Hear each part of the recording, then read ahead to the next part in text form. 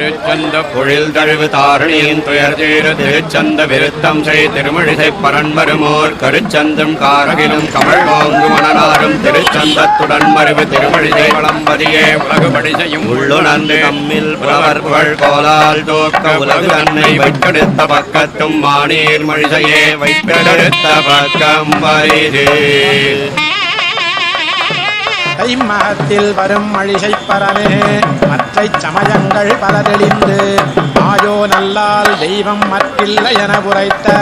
வேதச் செழும்பொருள் நான் முகம் 96 பாட்டும் மெய் மிகுத்த திருச்சந்த விருத்த பாடல் விளங்கியனோ திருவதும் தப்பாமல் மெய்யே வையகத்து மறவாமல் உரைத்து வாழும் வகை அடியேனு கருள் செய் மகிழ்ந்து நீயே